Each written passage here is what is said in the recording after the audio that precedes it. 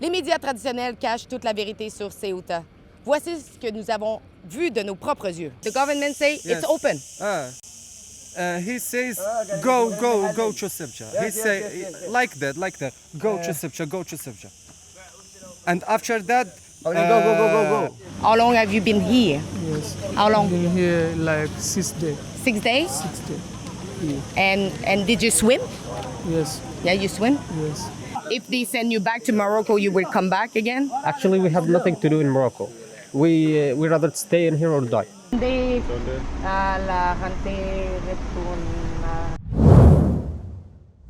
Je suis Alexa Lavoie pour Rebel News et cela fait maintenant 2 jours que nous sommes sur le terrain à Ceuta, un territoire autonome espagnol situé sur la côte nord-africaine, tout comme Melilla. La semaine dernière, ces 2 enclaves espagnoles ont été submergées par une vague massive de passages illégaux. Ici à Ceuta, plus de 60 000 personnes, en grande majorité des jeunes hommes d'âge militaire, ont franchi illégalement la frontière par la mer, escaladé les clôtures frontalières et déferlé dans une ville qui compte à peine 83 000 habitants. Et le tout s'est passé juste derrière moi. Pensez-y un instant. En seulement quelques jours, un nombre de personnes équivalent à la majeure partie de la population de la ville est entré illégalement sur le territoire. Mais ce qui s'est passé ici est bien plus complexe et bien plus inquiétant que ce que les médias traditionnels vous montrent. Au lieu d'enquêter sur l'effondrement de la frontière, sur l'identité des personnes entrées, sur leur destination et sur les raisons pour lesquelles les autorités ont perdu le contrôle, une grande majorité des médias réduit toute cette histoire à une simple crise humanitaire. Ils veulent que vous voyiez que des victimes. Ils ne veulent pas que vous voyiez la défaillance sécuritaire ni les raisons qui ont conduit à cette invasion. Et ils ne veulent pas, surtout pas, que vous vous demandiez qui en porte la responsabilité. C'est pourquoi vous devez suivre migrantreports.com où nous vous montrons la réalité du terrain, pas la version soigneusement approuvée par l'establishment politique.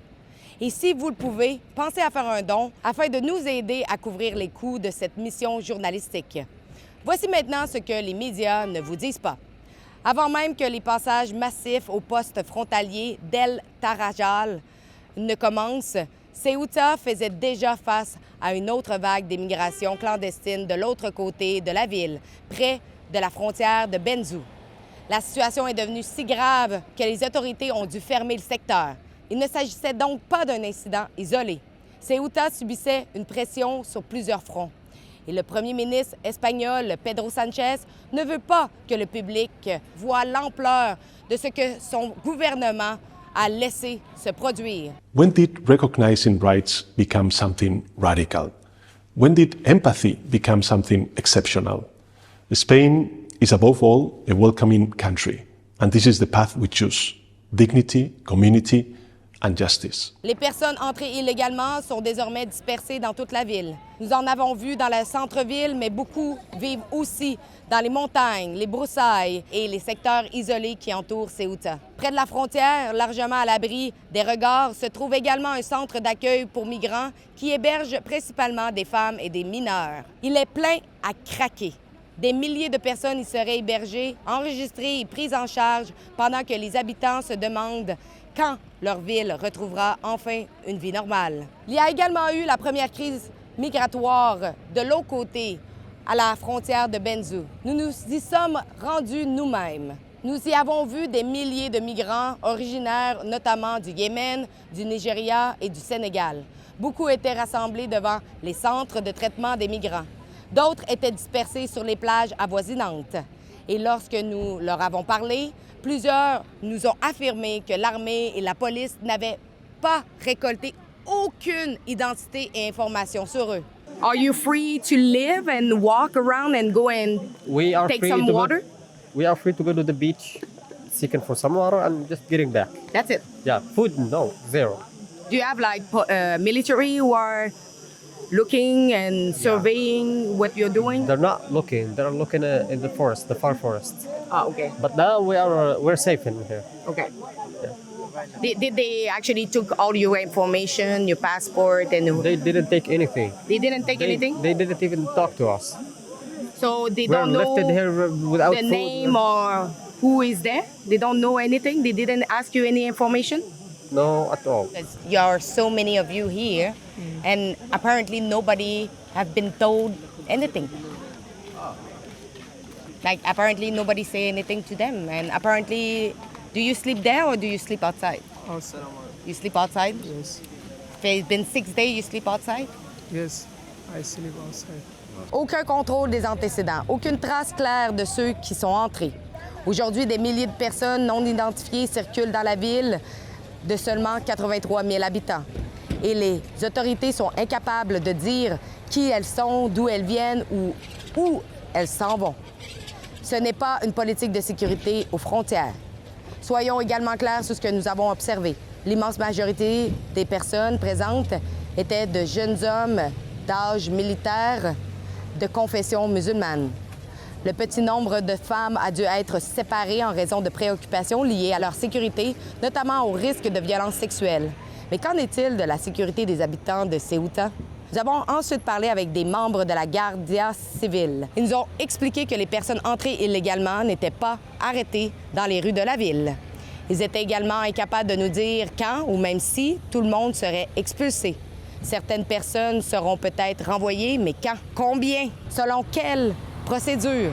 Ils n'ont pas pu nous donner de réponse claire parce que, selon leur propre dire, ils ne savent même pas eux-mêmes. Like the people who are here illegally, you don't arrest them? You don't arrest them? No lo quieren arrestar. No, arresten, no. No? Inside building is woman, minorities, and the men. Ah. Inside is jet target. Okay. Is legal. Okay, legal. Is out for the for the montaña, no? The mountain Out outside? Ah. for illegal. So, Yes. todo la gente retorna. No. No? This is illegal. Ça peut retourner to Morocco. Ellos want to inside of city, Yeah. but it's impossible. No For espacio. city is closed. For a lot of people, it's closed. Puis nous avons assisté à ce qui est peut-être la partie la plus étrange de toute cette opération. À la frontière, il existe 2 routes différentes. Il y a le passage officiel où l'identité est contrôlée, les informations sont vérifiées et les photographies sont prises. Puis il existe un autre passage qui emprunte un fossé, juste ici. Vous pouvez le voir avec les déchets au sol. Eh bien, ce petit passage, c'est pour les personnes sans passeport ni pièce d'identité. Ils sont seulement reconduits vers le Maroc. Pas d'interrogatoire approfondi, pas de photographie, pas de véritable enregistrement. Aucune conséquence significative pour une entrée illégale. Après avoir franchi la frontière, submergé la ville, endommagé des biens publics et semé la peur parmi les habitants, certains sont simplement raccompagnés jusqu'à la frontière, puis un petit au revoir. Ce n'est pas une politique migratoire sérieuse. Pedro Sanchez et son gouvernement ont envoyé un message dangereux. Les frontières de l'Espagne peuvent être mises à l'épreuve, franchies et submergées avec des conséquences qui semblent limitées. So they helped Police you. de Morocco. Yeah. Go, justice. Yeah. سدوا الباب. Not close the door of the frontier. Now it's the door of frontier. It's closed. Et ce message ne s'arrêtera pas à Ceuta. Il se propagera à toute l'Europe, puis à l'Europe, un continent déjà confronté à une immigration incontrôlée, à des difficultés d'intégration et à des dirigeants politiques qui refusent de défendre leurs frontières. Un pays qui ne contrôle pas ses frontières ne maîtrise pas pleinement son avenir. Et aujourd'hui, sous Pedro Sanchez, l'Espagne est en train de perdre le contrôle.